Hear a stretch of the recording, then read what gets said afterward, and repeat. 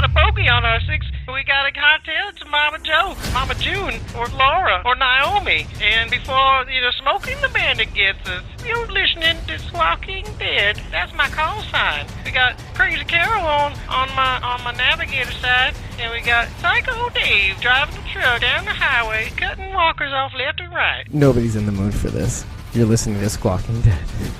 This is where we put theme music on. There you go. No. So, everybody, we are live. It is 1:40 a.m. on the East Coast. How y'all doing? Well, I should ask Carol. Carol, how are you doing? I'm a little under the weather, but I'm here. That's what counts. I'm miserable. I am here. There you go. I am she, and I am here. Well, I'm so glad to have you, Carol. We're about to cover Fear the Walking Dead, Episode 11, Season 4, The Code. And you know what the code is, Carol, right? Vaguely.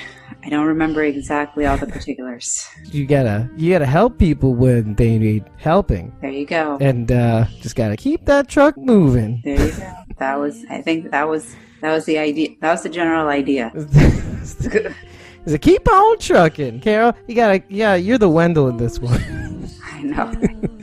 Screwed that up twice. I mean, Wendell. But then, I guess you did too, so. Oh, you're not feeling the best. Carol's a little under the weather, folks. Slightly under the weather, yeah. Slightly under the weather. And I, as the tyrant of the show, I'm forcing her to go through this with me.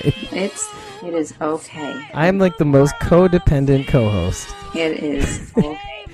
I forgive you, David. All right. It's all right, because I think Squawking Dead is like the chicken soup that Carol needs to be able to move forward. That is my hope. That is definitely my hope. Well, we're really glad to have you, and we're going to talk about some stuff. Yep. I'm pulling my notes up now that we're recording. Okay, so the first thing I kind of want to talk about is it's nice to kind of have a Morgan episode, first of all. Mm-hmm. Yeah, I agree. And, I know the first episode was kind of a Morgan-centered episode. Morgan, John Dorie. Mm-hmm. But I think it's kind of nice to have a Morgan meets new people episode.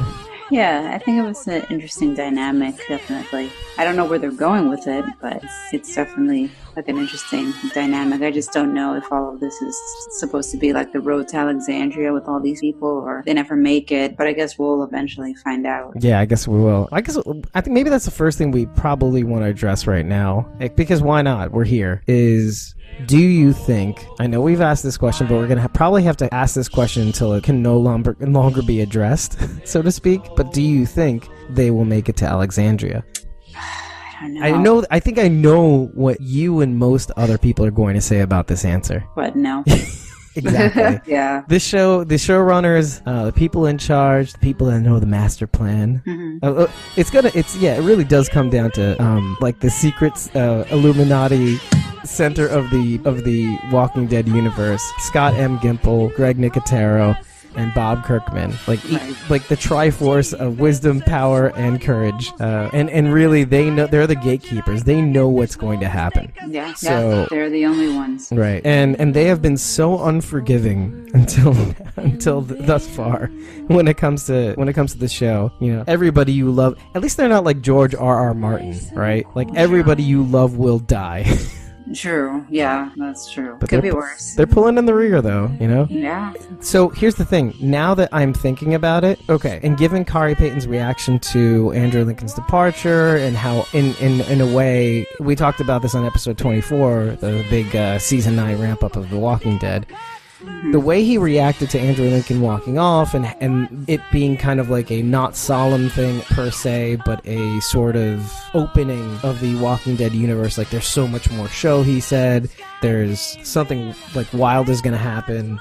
It makes it so that there is much more story, and the universe gets bigger, so that we're paying attention. So given all of that, there's a part of me that's starting to think that wouldn't part of that growth and part of that universe getting bigger be in the end of it. And obviously this would be the end of season 9, beginning of season 5 of Fear the Walking Dead, would be maybe Morgan making it with at least some of the newcomers. What do you think about that? It could be. I mean, but with the time jump, you have to kind of figure how that would factor in. Oh, 100%. That's the only... which is what we were having trouble with last time. It's kind of like, there's kind of like a 2-time jumpy thingy. Yeah, exactly. So, that's the tricky part. Das the tricky part. Yeah. Poor Carol. We're gonna make it, Carol. I promise you. It's like a Bon Jovi song. Yep, we'll get there. Halfway there. We're not even close to halfway there. Unless the show's really short. We will see how that goes. Only I found that funny. We will see how that goes. And now we're gonna go to this is like the Cliff's Notes of a podcast, basically. I'm kind of coming off of just having hung out with a bunch of friends right now, so I'm kind of like, whoa, I gotta get my bearings. It's like it's so much different than walking off, just getting off of work, having a moment and then getting on the show, like after having just watched and taking notes, right? Because you're still kind of on. Right now, I'm kind of like, my brain is turned off right now. I just came back from vacation. Yeah. See, on Tuesday. Right. Yeah, it's been rough. It's been a little rough. I can imagine. It has to be. Trying to pick that up. Pick it up. Got a bogey on my 6. So, first things first. Right out of the gate, it's storming. It's raining. Alicia's just left Morgan out in the cold. He's like, ugh, brr, just being rejected by Alicia. And the first thing you see is that walker that comes out right behind the truck. And Morgan's about ready to attack it, and then the wind kind of just picks up and slams his head again. Oh, wait, something hits him in the head. Hits the walker in the head, and it slams against the truck.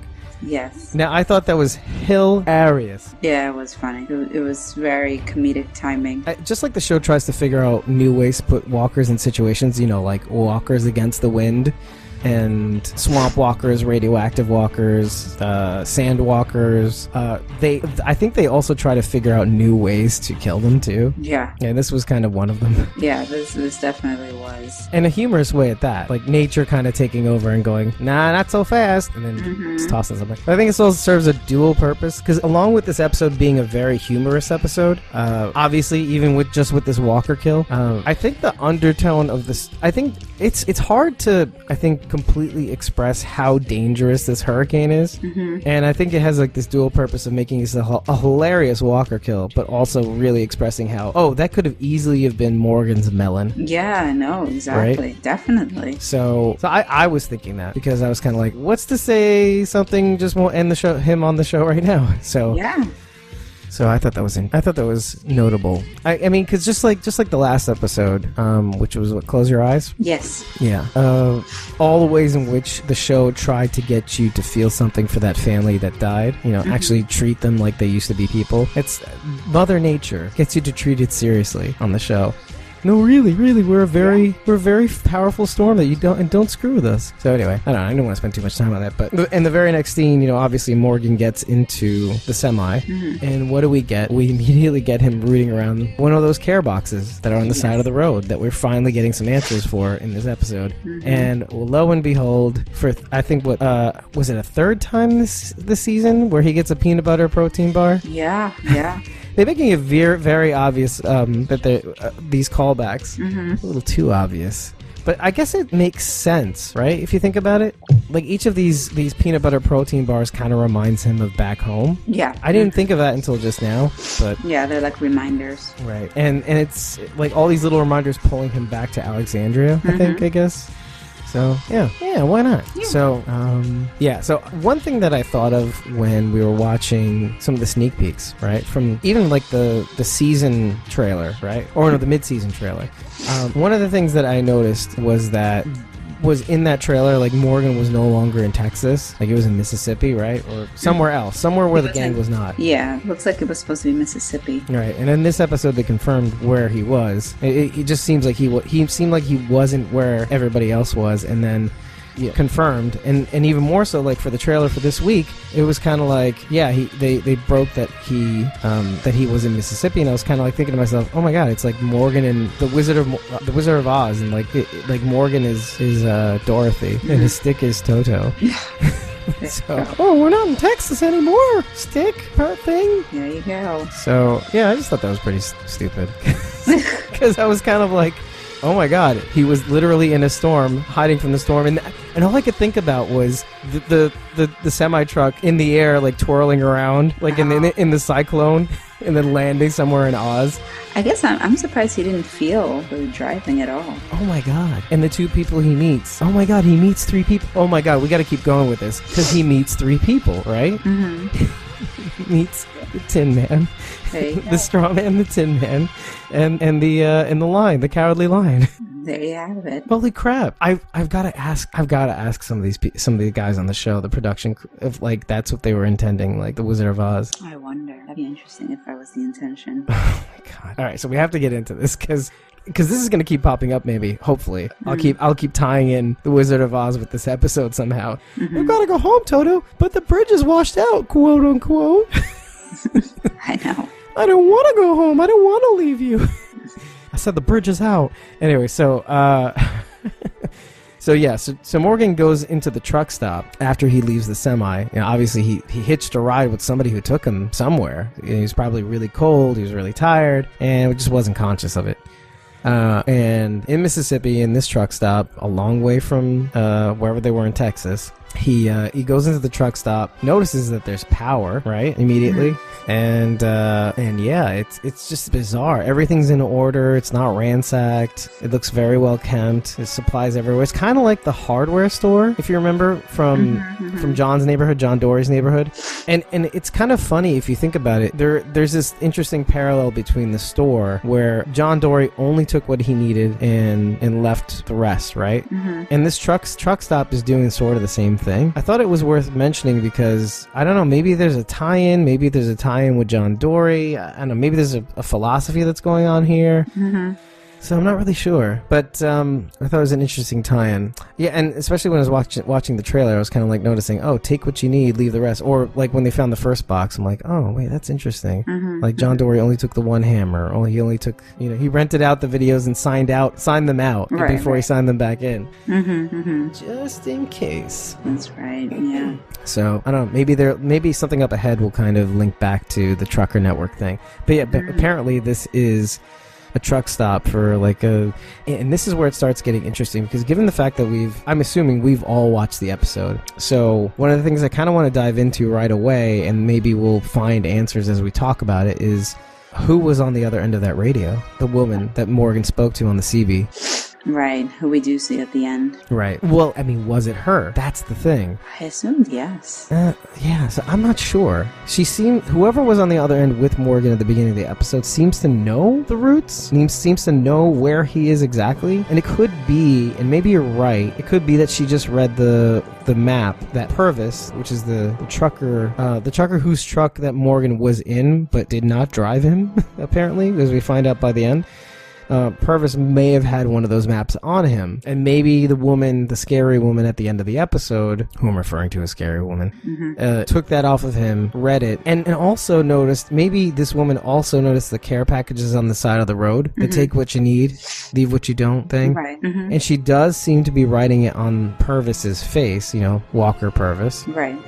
And that's another thing, by the way, something I really, really regret not bringing up, because I saw something in the mid-season trailer, and I am going to bother myself to actually bring it up, because, let me see here, it's episode 24. Okay, I want you to notice something, because I don't think we saw it in this episode, and I kind of want to bring it up now, and maybe it's a good thing that I didn't bring it up in the episode.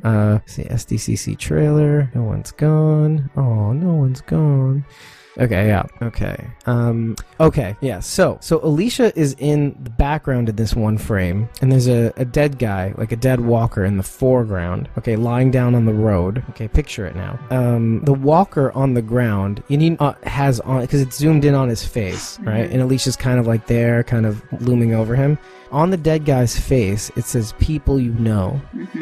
So we know now that it's this woman that writes these things on people's faces. And we know that this woman at the end of this episode finally, writes down, take what you need, leave what you don't, on this guy's face, on Purvis's face. So this woman seems to have gotten another guy who says, people you know. So I don't know. So there's something going on with this woman. And I know that we mentioned in episode 24, our little ramp-up episode for the mid-season and The Walking Dead season 9, we mentioned that this woman was kind of narrating the trailer. It definitely was her, and she's basically saying, tapping into people's dark side, saying, I know who you are, I know what you're capable of, that sort of thing.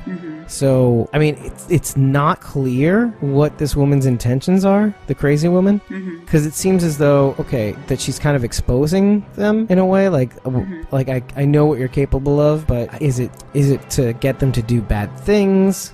Is it to kind of prosecute them, or to kind of, you know what I mean, to kind of show them their worst sides and make them feel bad about themselves, manipulate them, hurt them, make them do bad things, join an evil cause, be the Whispers.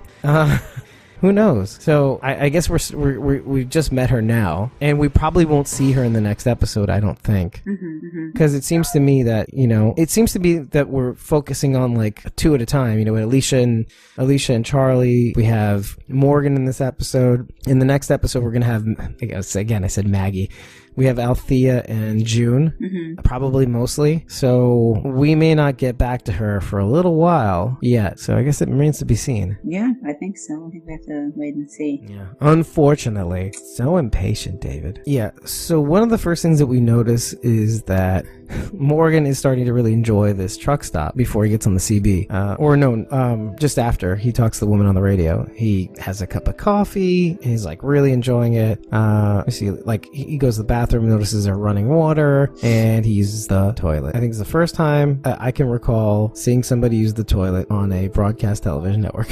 Gosh, that's a good question. Yeah, right? I know. Like the ultimate sitcom sort of series thing is like we never see people go to the bathroom. Right. It just doesn't happen. Right. It's an alternate universe where nobody has a bumhole. It's just sort of like assumed. And yet you constantly see guys walk off into the woods or somewhere where it's probably not the best time to walk off in the woods and have a pee. Yeah. But nobody has a bumhole. Yeah, it's something that, you're right, I don't think that we've really seen it. Well, we definitely haven't seen it on the Walking Dead universe. I can't recall any time where we've seen somebody go number 2. Yeah. Well, not actually, but you know what I mean. Yeah. No. Like referencing it even.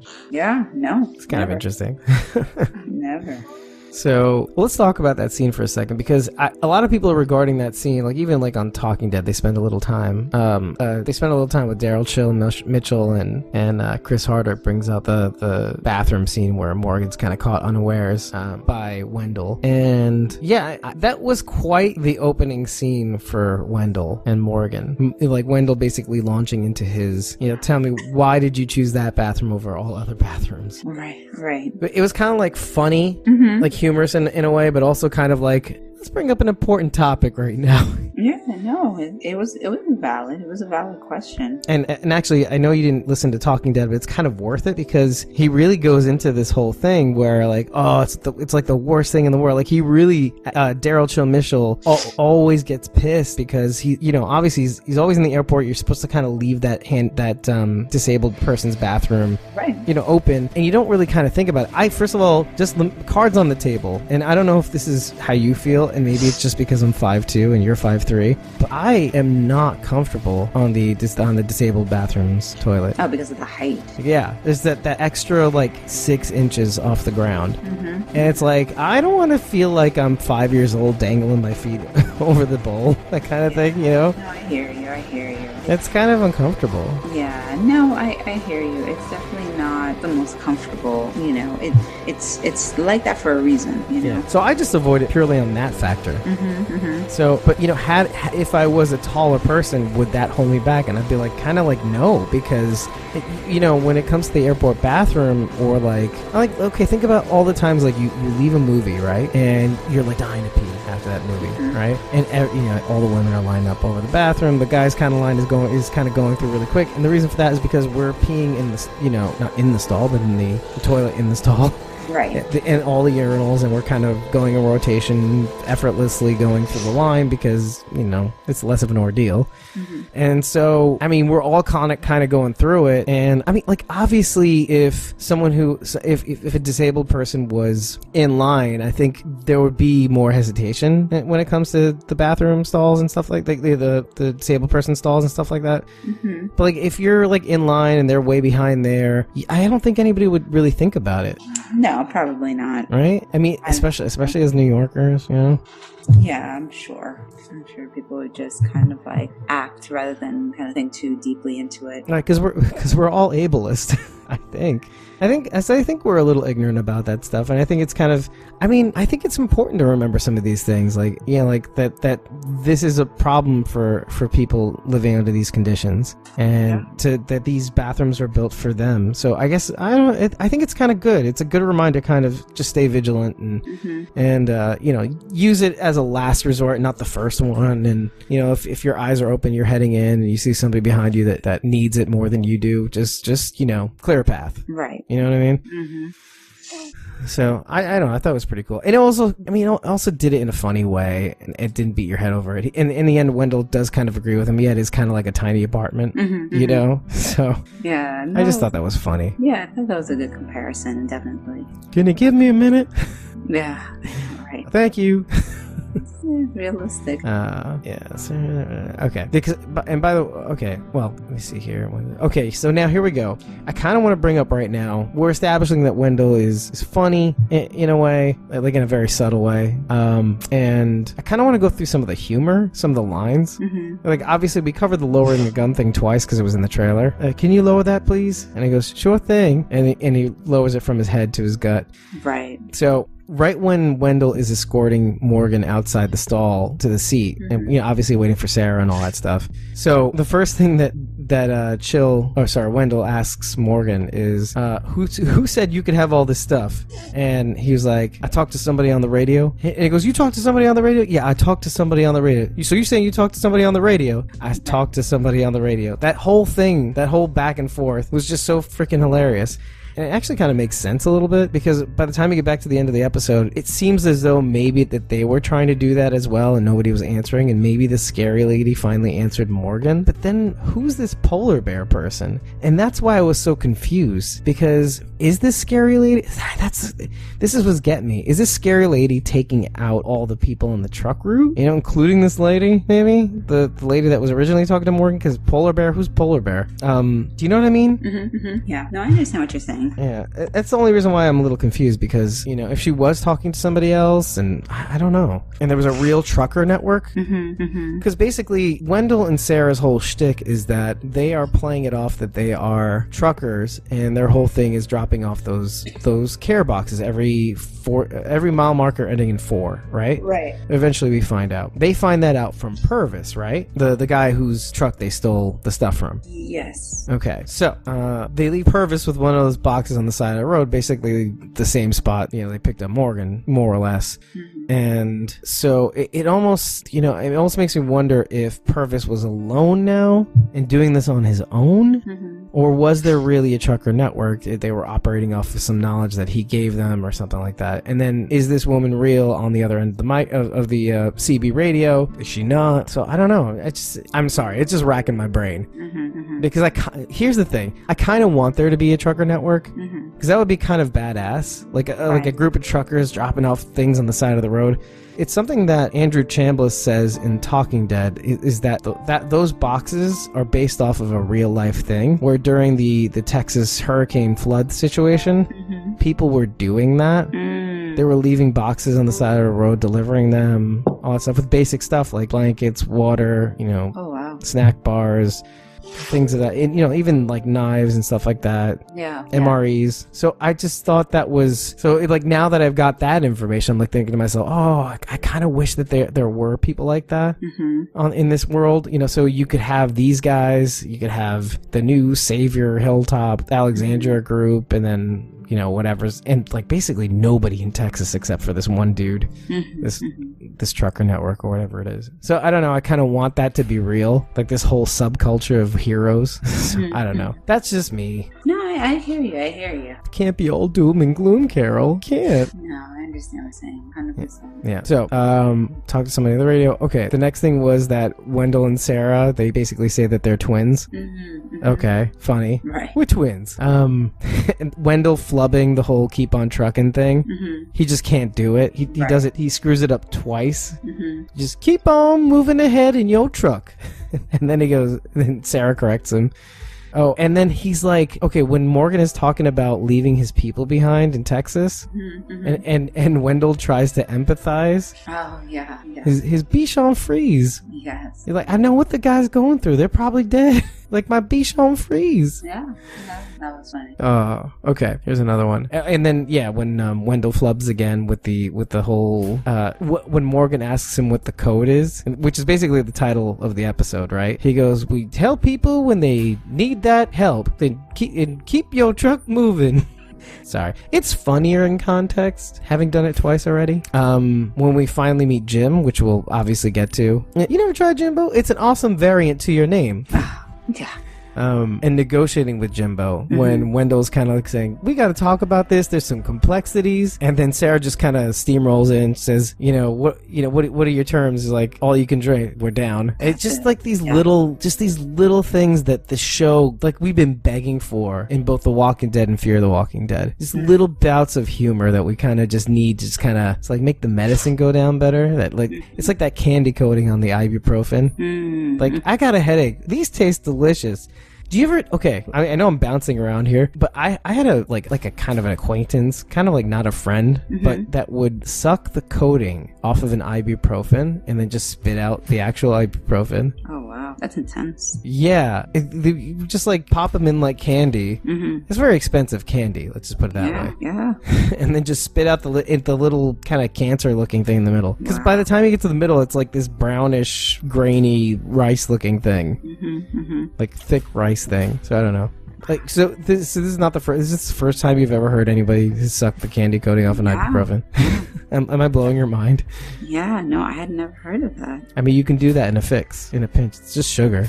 I guess so. That's true. Like, so think about it. If you're diabetic, go for it. You got no candy around, but you got your ibuprofen because Lord knows you need it for them headaches.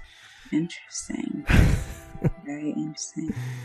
Okay, now we're gonna get to some meat. Now, when Morgan is talking with Sarah and Wendell, basically trying to explain the situation, he's like, we'll kit you up so you can get ready to go and help your friends, right? He does mention that he wants to help his friends before he goes out, he heads out to Virginia and stuff like that, right? Right. What's interesting about, okay, here's something I didn't think about. He mentions Virginia the first time around, right? Okay. Why don't Wendell and Sarah, why aren't they interested in then? Why don't they take him for a ride or make him take them to Virginia then, to Alexandria? I don't know. I'm not too sure on. I don't know. And yet, when they see him with Jim in the back of the truck, why all of a sudden are they kind of aggressive? I mean, do you think it's because they found out about Jim and that maybe that they were lying? I'm not sure. Maybe okay, and then let's try this on for size. If they knew.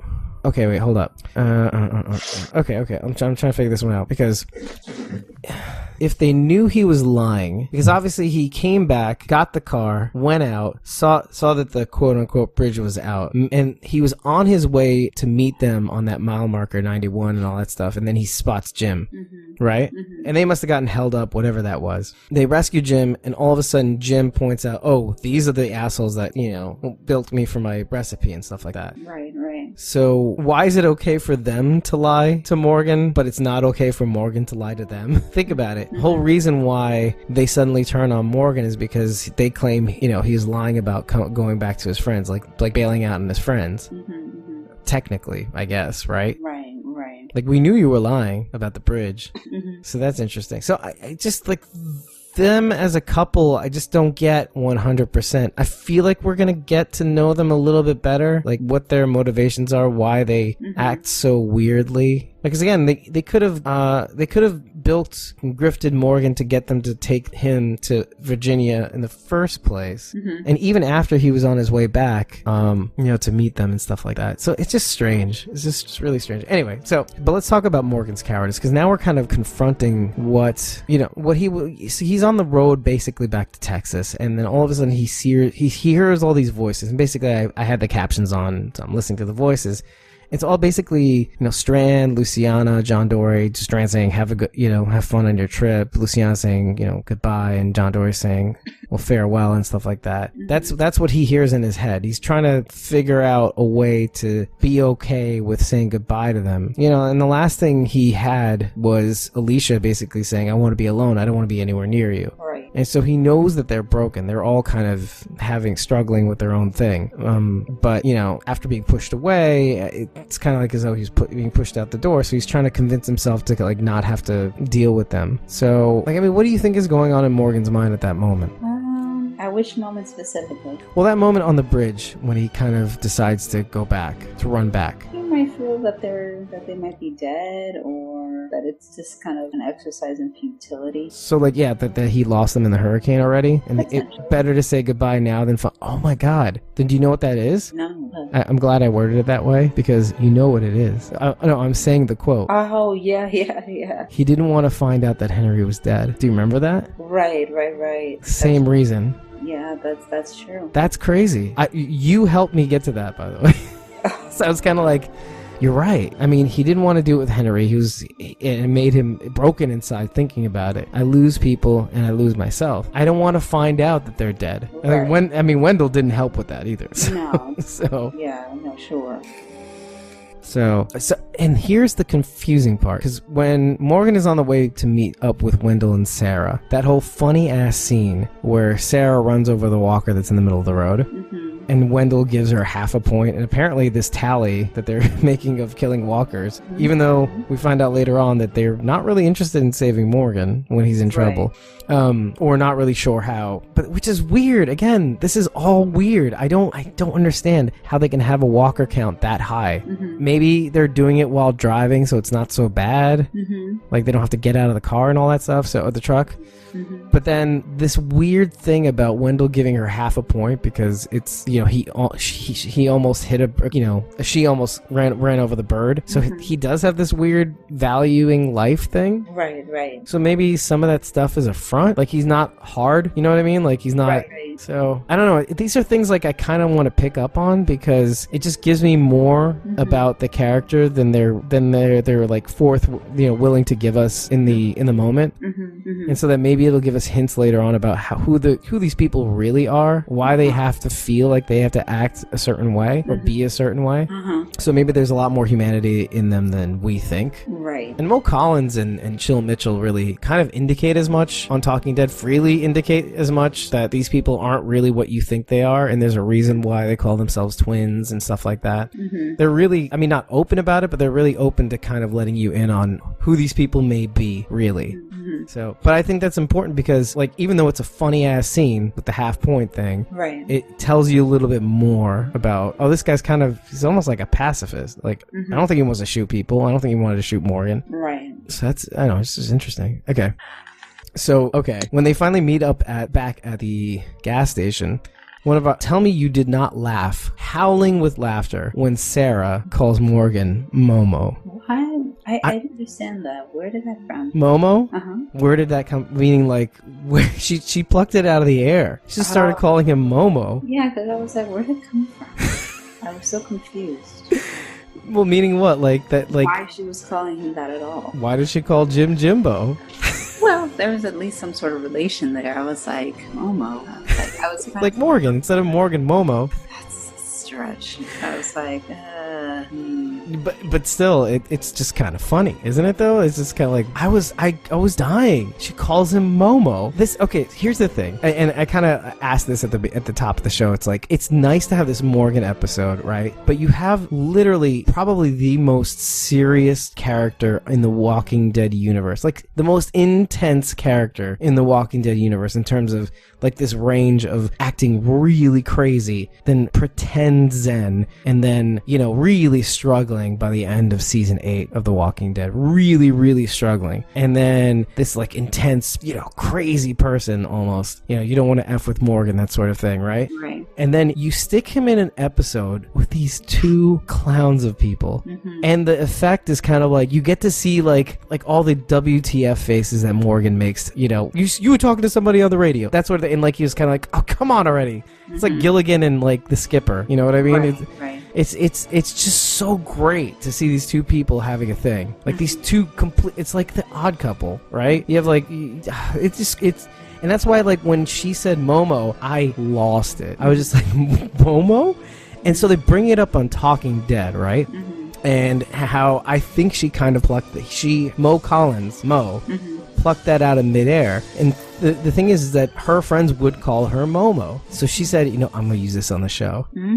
So that's where, I mean, if you're wondering where that came from, literally. That's where it did. Yeah, okay. So here's the thing, and this was mentioned on Talking Dead. I'm sure she improv that. I'm sure they like let it in, and the reason why they let it in was because Lenny James hates the name, absolutely hates the name Momo. So they basically used it to kind of, you know, screw with him, like in a way of kind of like enhancing the performance, like. Like Lenny James doesn't like this. Morgan sure as hell doesn't like this. But they're still gonna call him Momo for sure. I like want to hashtag that. Hashtag Momo. Such a random name. Yeah, if this was any other setting than like the Deep South or the you know, Midwest or whatever it is there, you know, Mississippi. I guess Mississippi is the South, right? Yeah. We consider that the South. Definitely. If this was any other place but the Deep South, I would have thought, oh, it's like you know, Samoan kind of name. Hey, Momo, give me that Moco Loco.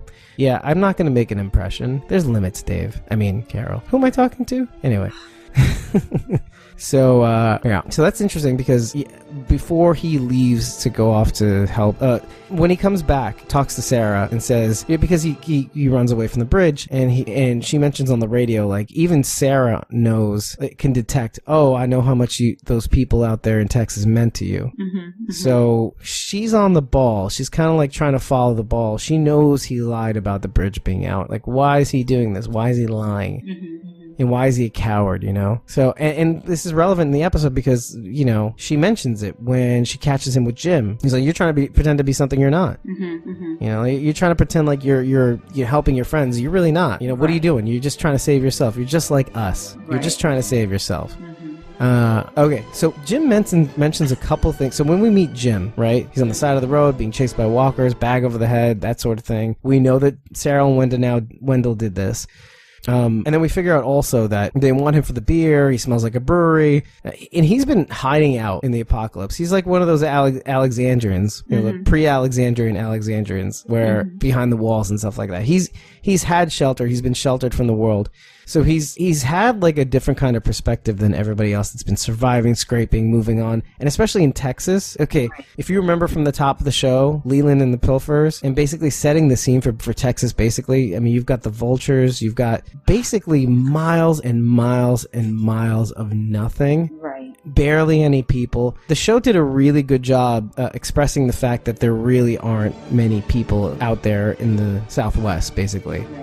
In a Lone Star State. Literally, it's the Lone Star State. There's barely anybody out there. There's barely anything out there either, and especially because of the Vultures. Right. Basically hoard it. Oh, and here's another thing, and I just noticed it now, because like if you really think about it, the huge difference between Take What You Want, Leave the Rest, and the Vultures, who took everything, or no, it's Take What You Need, Leave the Rest, right? Yeah. And then John Dorie takes what he needs, leaves the rest just in case. The Vultures took everything. You know, and it's funny because if we had met the Vultures later on, after this box thing, this whole trucker network thing, and John Dorie and everything, I think it would have made a lot more sense, the juxtaposition. Or maybe this is intentional. Like maybe we needed to see people that just would strip everything bare and not leave anything behind for anybody else. Right. To really appreciate the boxes, all right, if you think about it, because why did I even bring this up?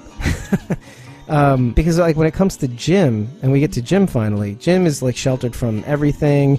He has like a different perspective. I mean, because he hasn't been surviving, he hasn't been scrounging, he hasn't been out in the middle of nowhere by himself like most people are in Texas. Just nothing, nowhere, nobody. Right. And so he has this like, the first thing he says to Morgan after saving him, he's like, what's the point of the beer? And he's like, you got a point to life, or are you looking for one? And he says this like another time also, I think, because he says another thing over and over, and he goes, beer, the staff of life, right? Mm-hmm. And he said, there's a point to him saying this, by the way, by the end of the episode, and he makes a really, really, really good point. And so the first thing about you got a point, like, to what you're asking me, or are you looking for one?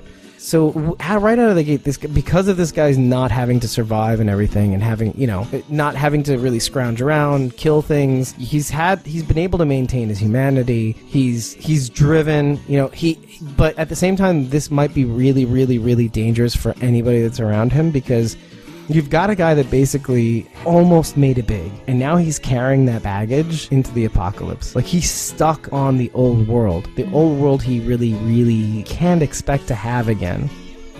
Do you follow, Carol? Mm-hmm. I'm here. Oh, did I lose you? Nope, I'm here. Can you hear me? Yeah, I can hear you now. Oh, okay, cool. Yeah, so, like, do you follow what I mean? Like, he's kind of stuck in the old world, in the old apocalypse, pre-apocalypse mode. Mm-hmm. And so he's bringing some of that baggage with him. Now, some of that could be good, like he's thinking positive and optimistically. He hasn't really been tested, like the Vultures said. Mm-hmm. And he's bringing a lot of this optimism, this kind of, like entrepreneurial optimism kind of thing, into this world where he really can't expect much. And like, if you think about it, Alicia just said to Charlie, things are only going to get worse. Right. And they're not going to get better. They're just going to get worse. You just got to be, you have to have your head on a swivel kind of thing. Right. And just be prepared for it getting worse. And so, and then you meet a guy like Jim, and it's kind of like, oh, this guy, I don't know what he's expecting. But then it's kind of infectious also, because when he starts getting into the whole staff of life thing, that whole staff of life conversation, how beer, gets the Egyptians to get together and have civilized conversations, the Germans, the Greeks, and the ancient Romans and stuff like that. And it makes you think a little bit, because it really, really starts to make you think how in a world where everybody is just trying to get enough food to survive another day, to survive the hazards of this world, and now, I guess, the natural elements and stuff like that. If you really think about it, if they had beer in this world, okay, walk with me here. Walk with me, Carol. Think about, like, the saviors, and think about, the governor and all that stuff. If they had a little beer, maybe they could come down to something like a little bit, maybe they could get together around the table, have a few brewskis, maybe not think life is so bad, maybe come to an agreement, not be on their guard all the time. I don't know, there's something to what he said. And it really got me thinking of, like, how things could have gone a little differently between people. Yeah. I don't know. I mean, there is something like the introduction of alcohol in the ages, how it kind of maybe got people together in ceremony and like peace treaties and stuff like that, and anointments, anointing with oil and then drinking wine and stuff like that, and joyous occasions, mirth. Right. So, I don't know. Maybe there is a place for something like that. Like, what if Jim comes, finally arrives to Alexandria right when chaos, like civil war, is going to brew and everybody starts fighting again. And then he says, stop. If you guys are really nice, I can show you where the beer is. And then everything gets better. There you go. Just seals the deal. This is our currency. There you have it. You want more? You be good, okay? Just be good. You get more beer. Perfect. Anyway, so, I don't know. It's just a thought that was kind of going on my head. Because I really do think if they just had a beer and chill out, everything would be a lot better. I hear you.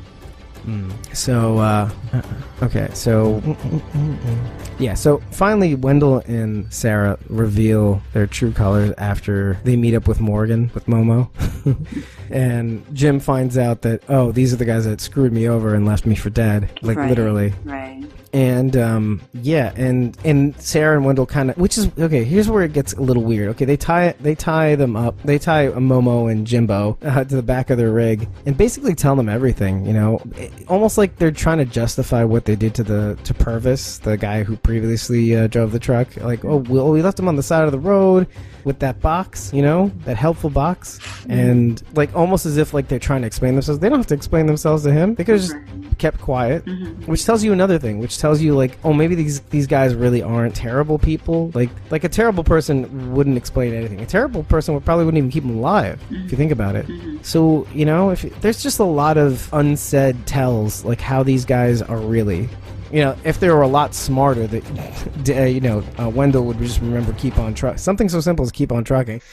So yeah, and then Sarah's catchphrase, which is interesting because it's kind of like, if you can't keep what's yours, it ain't yours, which is completely different than take what you need, leave the rest. Right. If you ask me. So, and the Vultures. Oh yeah, and the Savior saying, you remember that? It was like, we take what's ours or something like that. So it was something like that. I kept bringing it up in season 8, because it was something they said and it just stuck with me, and I kept having to bring it up again.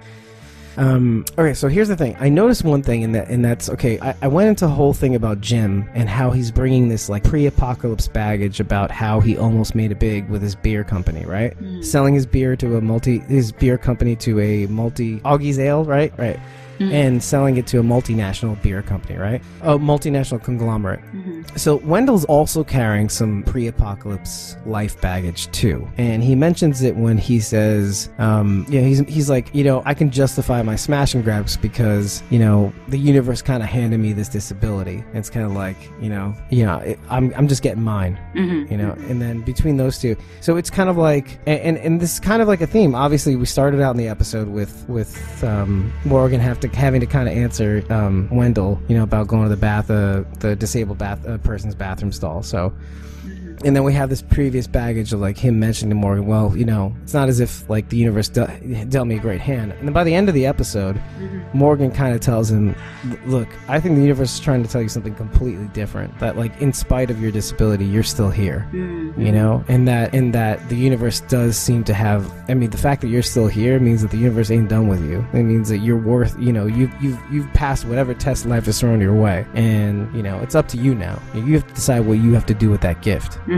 So, but it's interesting. Like I don't know where we're gonna get that from Jim now. Or I don't know how long. And that's the thing. Remember when we saw Jim in the preview? We're kind of like, seems like a shady character. It doesn't seem like that now. But I also feel like, and I don't know if you use this reference also, but I do because I watch Star Trek. But he seems like a red shirt to me. Do you know what I mean by red shirt? Yeah. No, I know what you're saying. Potentially, he could be. He definitely could be. It just seems like guys like that are not long for this world. Right. No, yeah, definitely. Yeah. So, but I just thought it was nice to kind of see that, okay, Wendell and Jim are both kind of in the same boat in a weird way. Just, I talked about that.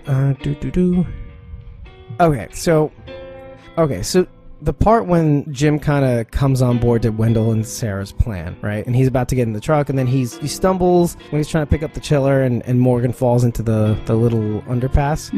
Okay, when they see Momo, it's not going away. When they see Momo get back on the truck, like narrowly fleeing the walkers that are coming after him. Now, it's kind of a serious question. Do you think that they genuinely wanted to help him but couldn't? No. So you think that they didn't want to help him at all? No, I think that they were kind of like, well, you can manage. Ah, that's interesting. Because I really didn't know what to think. I haven't, I know that they were trying to debate who was going to try to save him. But, the question really is do you think that they would have, even though they knew how to? Or do you think they just don't know how to? Do you think that Wendell and Sarah are also sheltered? Probably partially sheltered, but also kind of like they got directions from him, so they were probably like, okay, all right, well, we're going to check out and see if these directions match up. See ya. You can figure it out. For a couple thousand miles? Yeah. If you get out, you can walk us. If you don't, well... Right, yeah. So you think it's just because they're just not good people, not the best people? Not the best people. The best people. Wendell and Sarah. They're my executive branch. Not in the least. least. And I don't drink beer, but Jimbo, you're there too. Okay, no, that's good because I was kind of like thinking to myself, I wasn't really sure, like whether or not it was a matter of just the ability to, or if it was just them not just feeling like, just like not doing it. I don't want to waste, the energy. Right. Interesting. I'm still kind of out, but like I do feel you. And in the process of really telling him why they won't save him, Sarah does mention the whole lying about the bridge thing. Right. Like it's not as though you're the most dependable friend, given how you abandon your friends. Right. Yeah. And this gets Morgan really thinking, especially when he's out there alone trying to survive. Because Morgan now, just like everybody else on this show gets the opportunity to do, and it changes everything when they do it, is Morgan's having his saying the truth out loud moment, Right. saying it out loud, allowing it to change you. Just like Alicia did, in the last episode, Charlie did as well, finally. Nick finally did as well, before he died. And even Madison did with, who was then Naomi, admitting to herself, like, I screwed up and stuff like that, that she doesn't, she's not perfect. Yeah, everybody in the show, I mean, this is the season of saying the truth out loud. And this is basically the Althea season, essentially. Like, her philosophy kind of just is this big umbrella on the show, and you see themes like this come up, where each character really gets a chance to say their truth. Say your truth, Morgan. Yeah. And they do, and it changes their entire outlook. It changes basically their entire situation. Because once they do say it out loud, Morgan says this out loud to Wendell on the walkie. And then when he tries to, and then when he gives himself a chance to save himself, everything changes. And it turns out that the boxes really do help, because it really helped him out of that jam. So, yeah, I mean, it really does say something about how, like, the disparate attitudes between the Vultures and the trucker network. Apparently, we don't even know if this trucker network is real or if this is just one dude. Right. But still, at the same time, the fact that these things even existed. Now, here's the thing about these things, and this is why this is a little bit more confusing, because if you think about it, Andrew Tremble says one thing about those boxes, and I'm glad I left this for the end, because in the same breath, he kind of mentions, I wanted to introduce the rescue boxes, the little care boxes, right from episode 1, okay, and kind of leave it hanging, leave it open, right? Just like do you remember when Alicia freaks out in the back of Althea's van about the Korean, the kimchi noodles? Yes. Just the first episode, right? Or maybe the second episode, I think it was. He wanted to have those care boxes not to be revealed until episode 11, I guess, this one. And so the fact that he couldn't do that, means that he said we just couldn't do it for time. And it was kind of like, I mean, that would have been kind of cool to have, because then it's kind of like mentioning the Vultures again, because it's worth mentioning it, because you have this one attitude of take what you need, leave the rest, and then John Dorie does bring it on later. And by the time John Dorie brings up, we already know who the Vultures are. Picking things clean. Naomi, we get introduced to Naomi. Then we have like a couple episodes, and you have the June and John episode, the Laura and John episode, and his attitude at the store. So I think that would have been really kind of cool to have, the take what you need thing, and it would allow them to kind of, right, to have these little contrasting messages within the season. Right. But I'm kind of sad that they really have the opportunity to really do it. So, but it's good to know, because it shows how much thought they kind of really gave to the series, how much real thoughtfulness that went into some of their narratives.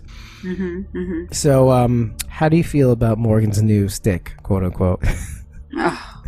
442 stick. What mile marker? Yeah, I mean, I think it's effective. That's for sure. Darn tootin'. Oh, I did it too. Very effective. Very effective. Yeah. Do you don't miss his stick? Do you miss his stick?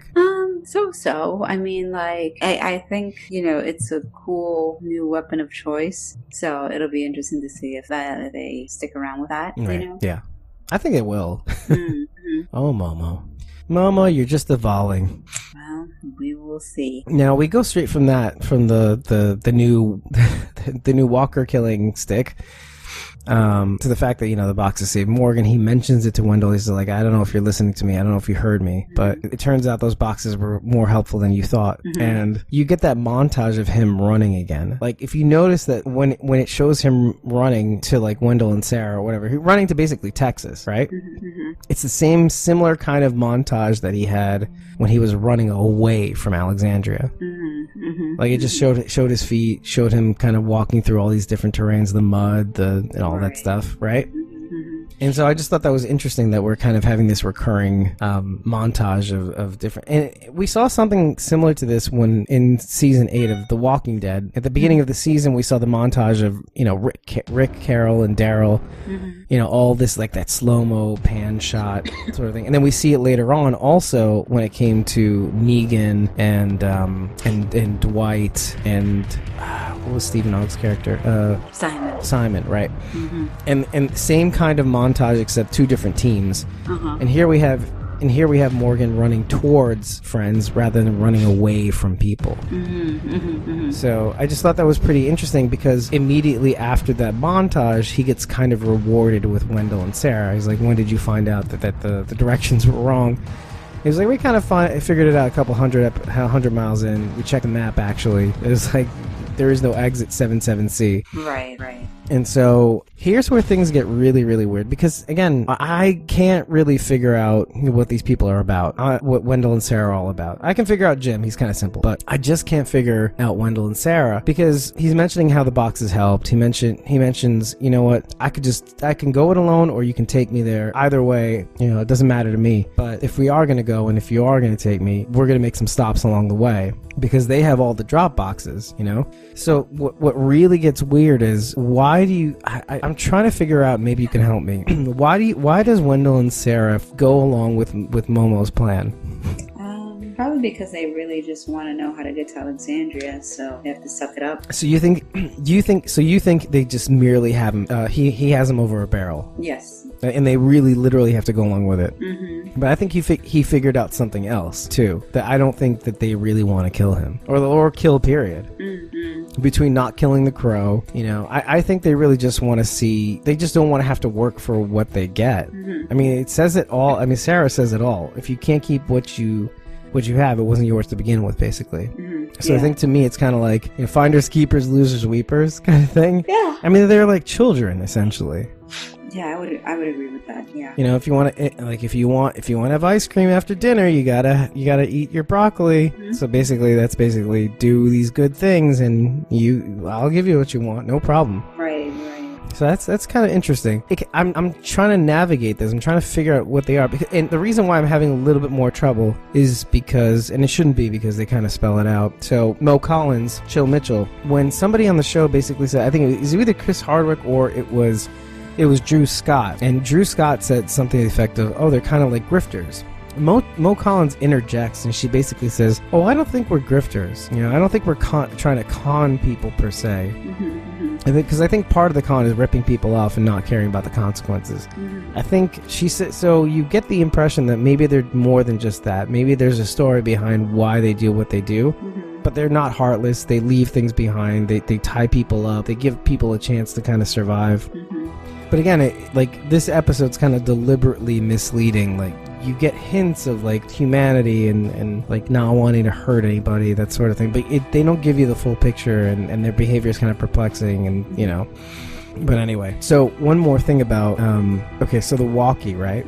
Okay, now, Morgan walkies, I think he's walking the team, right? When he's in the big rig, he's kind of explaining what happens. I was scared, but I'm coming now, that sort of thing.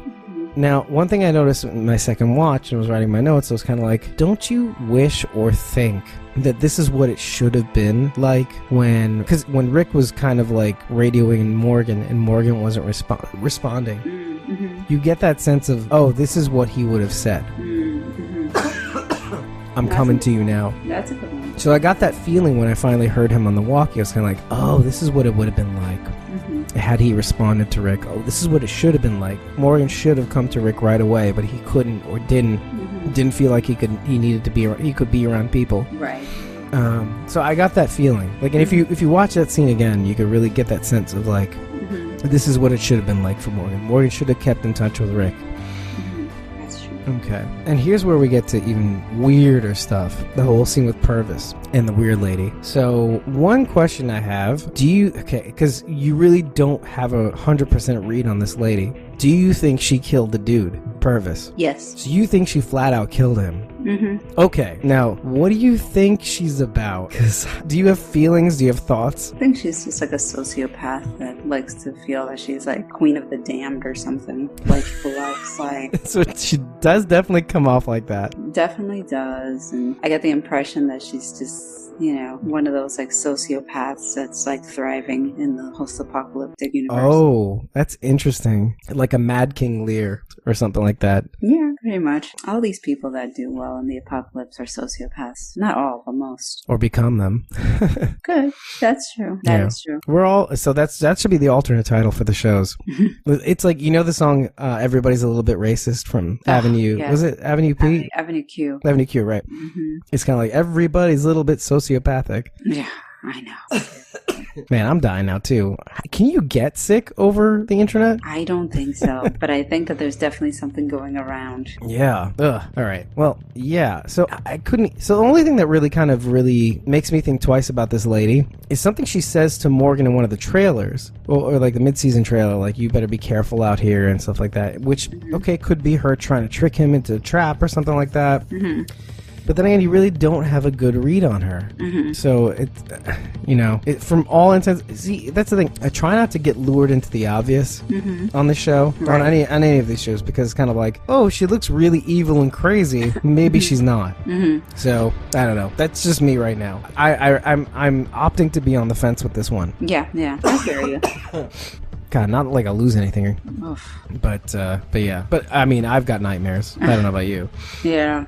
It's freaky. Yeah, Freaky Friday. So, I will say one thing. I did see the Talking Dead sneak peek of next week. Mm-hmm. And it seems as though not only have Althea and June flipped whatever they were driving. It could have been the van. Mm-hmm. It seems like they were in this other car. They're trying to get back to the SWAT van, and they can't quite get there. Mm-hmm. There are walkers on one side of the car they're hiding behind, and then there's somebody else, like an actual person that's trying to block their path. Interesting. And yeah, at the end of that Talking Dead sneak peek, a hand goes behind June, a hand of a man, and somebody says something. I didn't record it because obviously I didn't have enough time before this episode.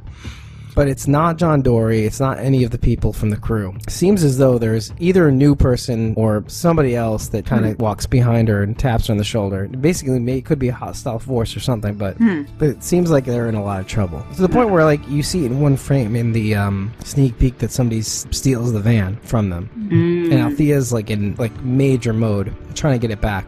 I will say one other thing about the next episode. If I have the ability. Althea's head is hot. Oh yeah, I did see that. So it seems to be that maybe she's either sick or she's sick. Oh, I hope not, like sick. And that would be a real shame because we never got back to the bog. Mm-hmm. And I don't know about you, but I am not satisfied with her giving really good advice on this show. You know what I mean? And not having any like baggage to kind of impart on everybody. If you think about it just for a minute, like she's been so helpful to everybody, but there's something there. There's something behind her, some truth that she's not saying that everybody else has been saying, and it's kind of like I feel like I've said this already, but I feel like this is just going to be in the background from the time we met her, that she's going to finally have to say her truth after telling everybody else to kind of say their truth, and it's going to be pivotal, like to the point where I'll say this much: the man that kind of puts his hand on June from behind her, I think it has something to do with Althea. I think it's gonna, now that we're in episode 11 and at some point we're gonna reach episode 16, I think we're due for a confrontation. I think so. Why am I having so much trouble? Jeepers. I sound like Alex Jones. Why am I having so much trouble? I turned the frogs gay. Like, what's going on? Did I trigger you? I don't know. I triggered myself. I don't know about you. I can't fathom what I sound like right now. Like, I just can't understand. Is this my voice? Is this how life is going to be like for me now? But yeah, I think we're done here, but you said you had some news for us. Oh, This is where Carol just lights up and comes to life. thanks. It's her thing. Well, we do have new castings. They did cast for Right, yes. Beta and Lydia. So those roles were cast officially. I think the guy who's going to play Beta comes from Sons of Anarchy. That's right. think. Correct. It is, okay. Mhm. That's what I heard. And then Lydia, she's a young actress, but I think that she's been on Castle Rock, I think I heard. And I Was think she on has Castle Rock? Oh, shoot. But I mean, it might be a small role. I mean, I'm not sure how big of a role she necessarily had. Did I see? Because I'm watching Castle Rock. I feel like I wanted to kind of. Like, I think she has a small role. Oh, she does. Okay. Shoot. I kind of want to know what it is because I've been watching Castle Rock. I can't even talk. I've been watching Castle Rock and I don't know if I recognize her. And I kind of was toying around with the idea if we ever podcasted Castle Rock, it would be Castle Squawk. Because I keep thinking about all these other podcasts we could be doing, like Westworld, so it'd be like it's like Squawking Westworld, or like Yeah, that's true. yeah, or because I watch Jesus, what is it called? The one on Sci-Fi. I just finished watching the second season of shoot. Oh, I hate it when it gets to be this hour and you're kind of like, oh, I can't remember anything. Yes, yeah. But yeah, I mean, think of all the series that you can think of and like just put Squawk on it. Like I wanted to even call our incorporated Squawk Inc. I know, right? That's actually not a bad idea. Yeah. But then again, like, you know, an LLC, an INC, a corp, Squawk Corp. Oh my gosh. Yeah, so I don't know. I'm trying to find the actress, but I can't. Do you remember her name? What are the names of the people they're of the cast members now? The actors' names? Yeah. I don't remember off the top of my head. I have to look that up. But yeah, I mean, the guy that's going to be playing Beta, he looks like the real deal. Yeah, he does. He's appropriately cast, I would say. I 100% agree. Cassady McClincy is Lydia. Just takes a little googling. Now, I want to see if she's on Castle Rock because I have not encountered her yet. Let's see. IMDb says, oh, she is on Castle Rock. You are 100% correct. Oh, I know who she plays on Castle Rock. She plays the younger version of one of the present day actors. Yeah, it's a great show. You should watch that show. You'll see what I mean. I mean, if you like getting creeped out, but I'm not sure that you do. No, I mean, I've heard a lot of good things about it. It's just, finding the time. Finding between this show and life. And life. I get you. And that's kind of a good place to end on. There we go. Given our conditions. We're dying here. What is going on? Given our conditions. We have an internet virus. I know. We have malware on our... I'm suffering from malware. You're suffering from old school wear. Old school viruses. Oh my god. I can barely talk now. Yeah. You can hear me wheeze a little. Watch this. Wait, hold on. A little bit, yeah. Okay. Gotta be careful with that. Yeah. I think it's because I have like the fan on instead of the AC. Mm-hmm. I think that's what it is right now. That could be throwing it off, potentially. Yeah. I feel like the end scene at the Muppet movie. Do you remember watching the Muppet movie when you were a kid? Mm-hmm. Okay, do you remember the end scene where they're just about to meet Lou Lord and Gonzo has this really excellent idea? It seems like the receptionist lady's allergic to chicken feathers. Mm-hmm. So he puts Camilla and all the other birds in front of a fan and they start blowing chicken feathers and she starts sneezing. That's me right now. I'm dying. Well, on that note... It was Cloris Leachman, by the way. Sorry. She's a fucking genius. It's funny. Yeah. So, yes. On that note, Carol, feel better. You too, Dave. We need to recuperate. We definitely do. And looking forward to having to watching the show on Sunday. From all of us to all of you, have a lovely extended Labor Day weekend. Enjoy. Don't die, Carol. Don't die. I miss you. I want you. All right. Bye, guys. Bye.